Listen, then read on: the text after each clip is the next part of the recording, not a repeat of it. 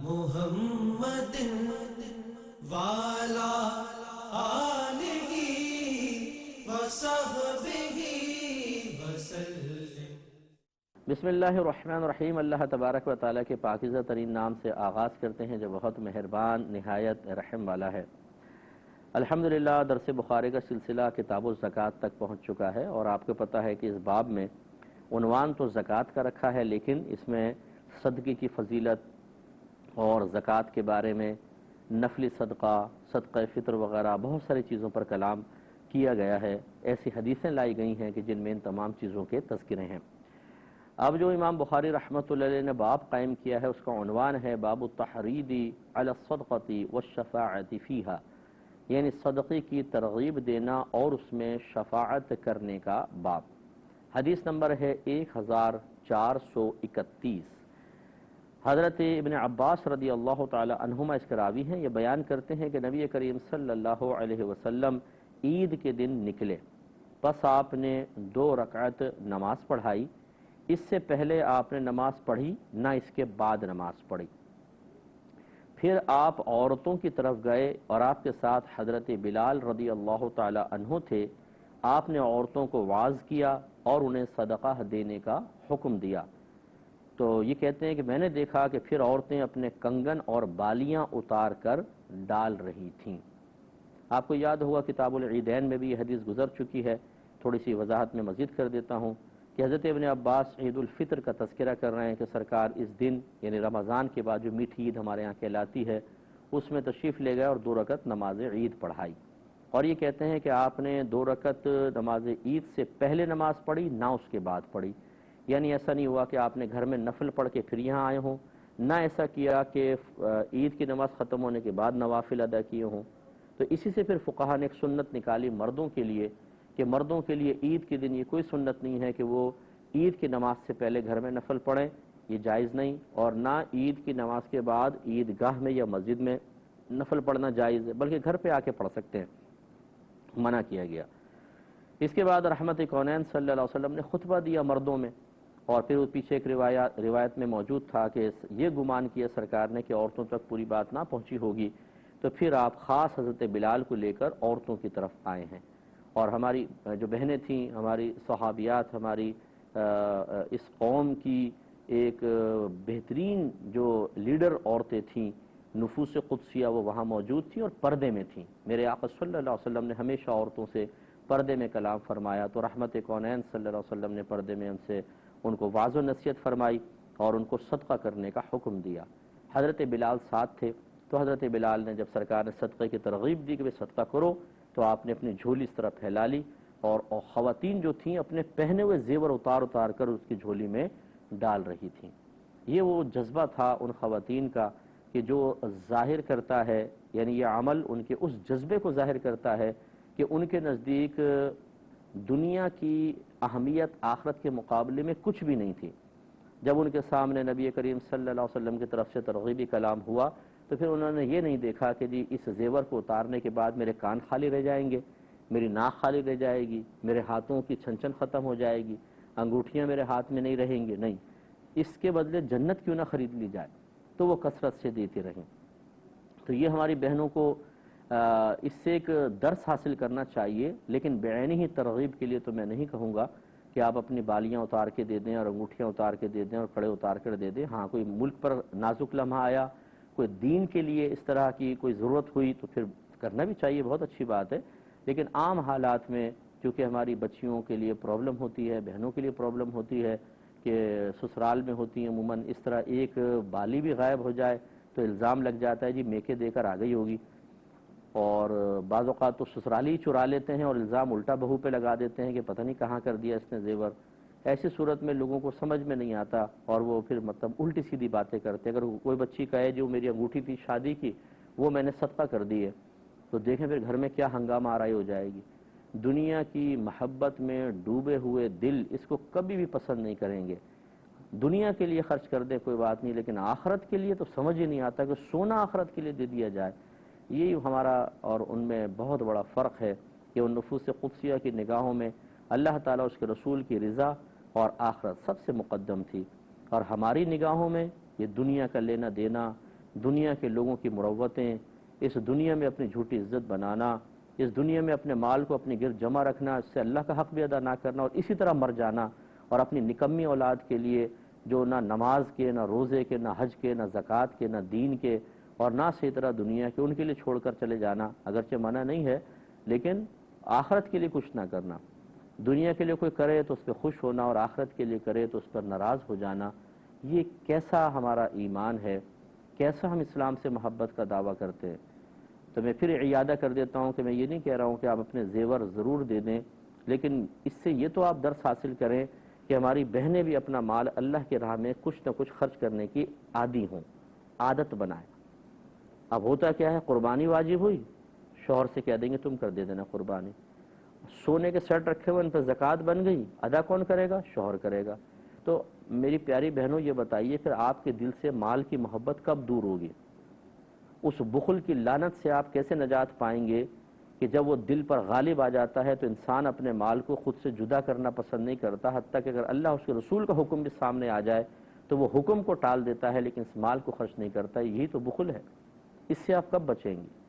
تو اس لیے ہماری بہنوں کو چاہیے کہ از خود بھی یہ کام کریں۔ اگر شوہر کہے میں تمہاری طرف سے قربانی کر تو رہا ہوں، بولے نہیں میں پیسے دوں گی، اس پیسے سے میری قربانی کریں آپ، وہ چاہے آپ پاکٹ منی سے اپنے بچا رہی ہیں یا کچھ بھی۔ اس طرح زکوٰۃ کا خاص طور پہ لمحہ آئے تو خود آپ زکوٰۃ اپنے سونے کی ادا کریں، اپنے کیش ہو اس سے دیں، نہیں تو اپنا سونا تھوڑا بہت بیچ کر زکوٰۃ دیں۔ ایک آدھ دفعہ ایسا ضرور کیجئے اپنے بھائی کی بات مان کر، اور پھر اپنی قلبی کیفیت دیکھیں کہ جس وقت آپ اپنی زیور، اپنی انگوٹھی یا اپنی چوڑی بیچ رہی ہیں زکوٰۃ ادا کرنے کی نیت سے، تو قلب کی کیفیت کیا ہے؟ کیا دل تنگ ہو رہا ہے؟ اتنا سا دل ہو گیا ہے؟ دل تیزی سے دھڑک رہا ہے؟ کیا نفس اس کو شدید ناپسند کر رہا ہے کہ میری ایک چوڑی چلی جائے گی سونا؟ اس کا مطلب آپ کے دل میں مال کی محبت نے گھر کر لیا ہے، آپ کی نگاہوں میں دنیا زیادہ ہے اور آخرت کم ہے، یہ اس بات کی ظاہری علامت ہے۔ تو اس لیے کبھی کبھار ہمارا مشورہ یہ ہوگا اپنے دل کو بھی ٹٹولیں، اپنے ایمان کا ایک طریقے سے امتحان لیں اور اپنے ایمان کو مضبوط کریں۔ یہ سب آپ کو اللہ نے دیا ہے، اس میں آپ کا کوئی کمال نہیں۔ آپ کہتی ہیں یہ میرے ابو نے دیا تھا، یہ بھائی نے دیا تھا، یہ ساس نے دیا تھا، یہ شوہر نے دیا تھا، انہیں کس نے دیا تھا یہ بتائیں؟ آپ کے رب نے دیا تھا۔ وہی رب جب آپ اس کی راہ میں خرچ کریں گے، ایک چوڑی دیں گے، اللہ تعالیٰ 1 کے 70 اور اخلاص زیادہ ہو تو اس سے بھی زیادہ دیتا ہے، تو اس سے زیادہ کا وسیلہ آپ کے لیے بنے گا۔ لیکن ہماری بہنیں شدید بخل، اور میں نے مال کی محبت میں ان کو بہت زیادہ آگے دیکھا ہے، اپنا مال جدا نہیں کرنا ہے، اس کو سینے سے لگا کر رکھنا ہے، اور پھر اسی طرح انتقال ہو جاتا ہے، پھر یہ چلا جاتا ہے اولاد کے پاس، وہ اپنے اسے ذاتی استعمال میں رکھتے ہیں اور اس کو ان کے لیے ثواب جاریہ نہیں بناتے ہیں، خرچ ہی نہیں کرتے ہیں۔ اور جب ایسی ماں ہوگی تو ہمیں قوی امید ہے کہ اولاد بھی ایسی ہوگی۔ پھر بچیاں بھی اپنی ماں کو دیکھتی ہیں کہ جی ماں نے کبھی سونے کا سیٹ خراب نہیں ہونے دیا، ہمیشہ ابو کو سعادت بخشی ہے کہ جی وہ زکوٰۃ ادا کرے اور قربانیاں کریں، تو بس اسی سنت پر یہ بیٹی بھی، سعادت مند بیٹی بھی عمل کرے گی، اور جو اس کا شوہر بنے گا وہی قربانی کا بقرہ بنتا رہے گا۔ اب تم ہی ادا کرو جی، ہم نے بھی اپنے ابو کو ادا کرتے ہوئے دیکھا ہے ہمیشہ، میں تو نہیں سونے کا سیٹ خراب کروں گی۔ اس طرح ایک ماں نے تمام زندگی مال کی محبت میں گزاری، اکثر بخل غالب رہا، جو ان کے مال میں غریب کا حق تھا وہ کم از کم ان کے مال سے ادا نہیں ہوا، دوسرے کے مال سے ادا ہوا، یہی آپ نے وائرسز منتقل کر دی اپنی اولاد کے اندر۔ اب آپ سوچئے کہ پھر وہ اولاد کے ساتھ آپ نے اچھائی کی ہے یا غیر مناسب رویہ اختیار کیا ہے۔ ابھی اور حدیثیں بھی آ رہی ہیں، مجھے تو کوئی تکلیف نہیں ہے نا، اگر آپ دیتے ہیں تو مجھے ذاتی کیا فائدہ، اور نہیں دیتے ہیں تو میرا کیا نقصان۔ ہم جو آپ کی خدمت میں انتہائی دائرہ ادب میں رہ کر محتاط الفاظ کے ساتھ اپنے دل کی جلن اور کڑن کا اظہار کر رہے ہیں، وہ صرف اس لیے کہ ہمیں آپ کی آخرت سے محبت ہے۔ ہم نہیں چاہتے کہ کسی بھی جہت سے آپ کی غفلت یا ماحول گھر میں نہ ہونے کی بنا پر یا کم علمی کی بنا پر شیطان اپنا حصہ آپ سے حاصل کر لے، اور میدان محشر میں خدا نخواستہ ہماری کوئی بھی بہن اللہ کی بارگاہ میں شرمندہ اور سر جھکا کر ندامت سے کھڑی ہوئی نظر آئے، ہم نہیں چاہتے ہیں۔ اس لیے ہمارا کام تو بتانا،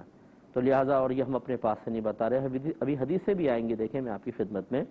ذکر کر دوں گا۔ تو اس لیے ان صحابیات کی سنت پر عمل پیرا ہوتے ہوئے ہماری بہنوں کو چاہیے کہ صدقے میں وسعت پیدا کریں، کنجوسی سے باہر نکلیں۔ اگلی حدیث ہے 1432، حضرت ابو بردہ بن ابو موسیٰ نے یہ حدیث بیان کی اپنے والد سے روایت کرتے ہوئے، اور انہوں نے بیان کیا کہ جب نبی کریم صلی اللہ علیہ وسلم کے پاس کوئی سائل یعنی مانگنے والا آتا یا آپ سے کوئی حاجت طلب کی جاتی تو آپ فرماتے صحابہ سے کہ تم اس کی سفارش کرو، تمہیں اجر دیا جائے گا، اور اللہ اپنے نبی کے زبان سے جو چاہے فیصلہ فرمائے گا۔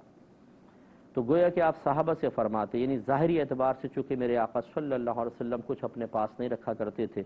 تو کبھی ایسا ہوتا سائل آتا تو میرے آقا صلی اللہ علیہ وسلم پھر اسے صحابہ کے حوالے کرتے کہ بھئی تم دو، اگر تمہارے پاس نہیں اور تم کسی کو جانتے ہو کہ وہ اس کی مدد کر سکتا ہے تو تم اس کی سفارش کرو۔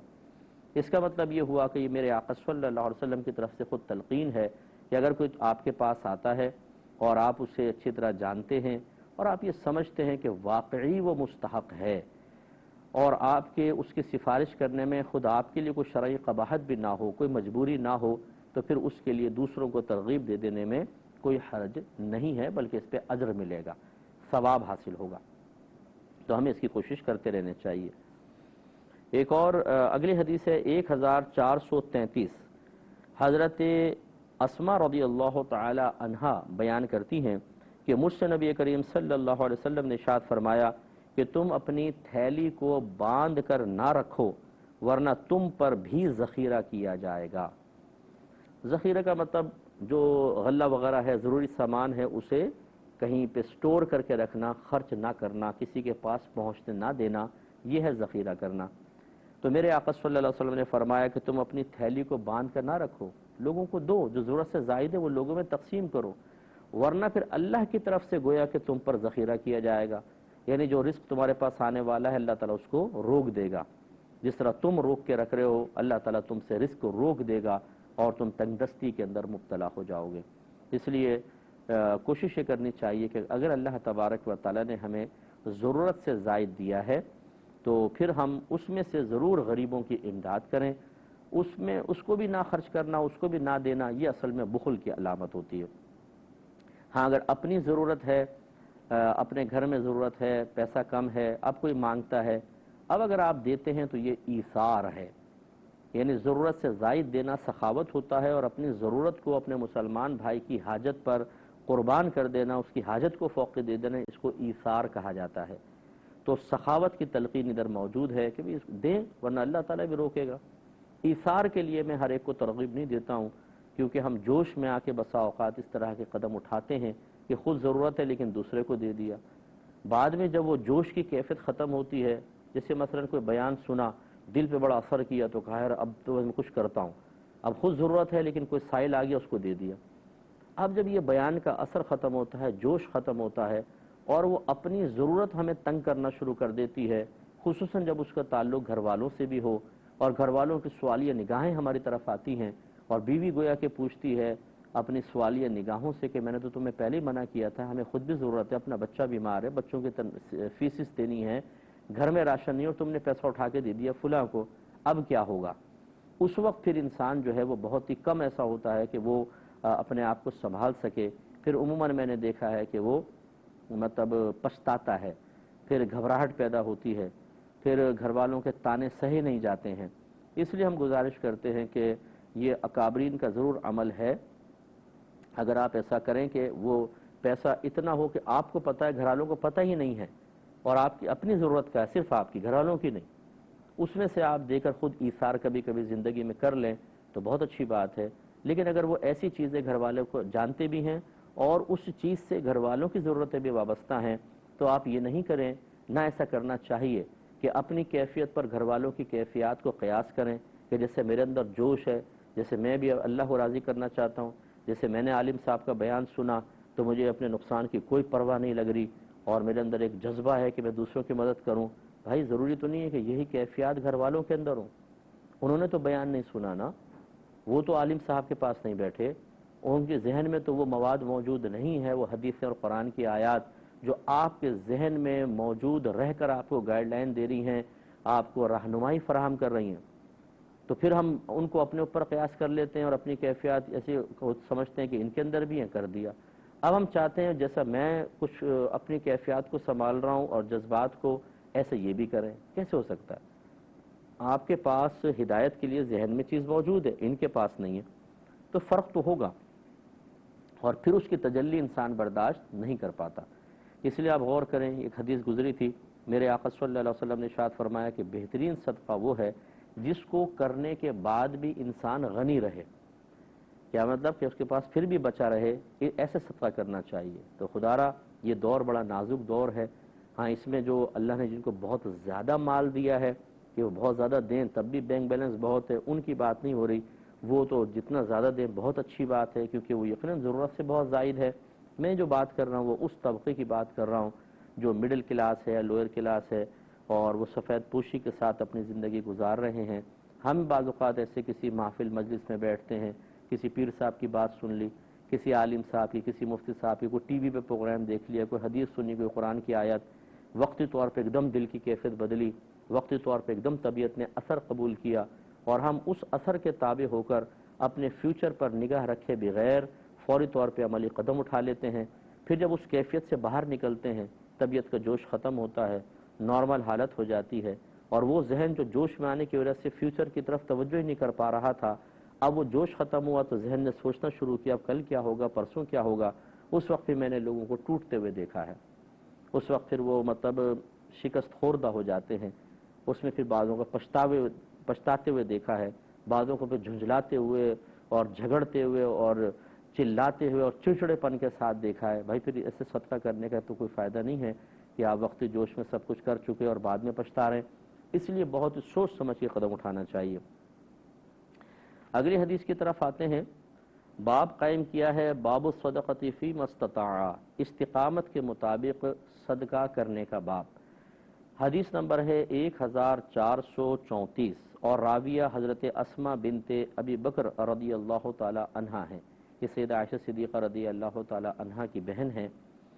یہ بیان کرتی ہیں کہ وہ نبی کریم صلی اللہ علیہ وسلم کے پاس آئیں تو آپ نے فرمایا کہ تم اپنے پیسوں کا یا اپنے مال کا ذخیرہ نہ کرو، ورنہ اللہ تعالیٰ بھی تم پر ذخیرہ کرے گا، تم جتنا اللہ کے راہ میں خرچ کر سکتی ہو کرو۔ تو یہ جو ہماری شادی شدہ بہنیں ہیں ان کو حدیث یاد رکھنی چاہیے کہ شوہر کی اجازت سے خرچ کریں۔ وہ اگر اپنا مال ہے تو وہ کر سکتی ہیں بہرحال، لیکن شوہر کا مال کر رہی ہیں اور یقین ہے کہ شوہر کچھ برا نہیں مانے گا، تو شوہر کی اجازت کے بغیر اس صورت میں صدقہ کرنا آدھا ثواب رکھتا ہے، اور باقاعدہ شوہر کا مال اس کی اجازت کے ساتھ خرچ کرنے پر پورا ثواب ہے، شوہر کے لیے بھی اور ان کے لیے بھی۔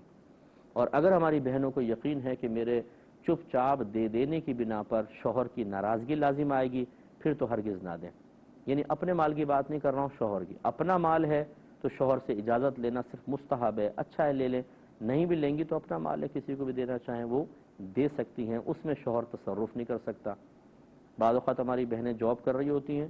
اور یہ شوہر حضرات جو ہوتے ہیں یہ کہتے ہیں تنخواہ مجھے لا کر دو، گویا کہ سمجھتے ہیں کہ شوہر ہونے کے اعتبار سے مجھے حق حاصل ہو گیا کہ بیوی کی تنخواہ پہ میں قبضہ کر سکتا ہوں۔ ایسے اگر کوئی شوہر سن رہے ہوں گے تو ان کو یہ بات میری بڑی بری لگ رہی ہوگی کہ یہ انہوں نے کیا کہہ دیا، اور اگر بیوی بھی ساتھ بیٹھ کے سن رہی ہوگی تو اور برے لگے گی کہ اب بیوی کہے گی کہ دیکھا تم تو عرصے دراز سے میری تنخواہیں کھاتے رہے ہو، نکالو سارا پیسہ۔ تو بہرحال میں اس کی وضاحت اور بھی کر دوں گا نیکسٹ پروگرام میں۔ وآخر دعوانا ان الحمدللہ رب العالمین۔ اللہم صلی علی محمد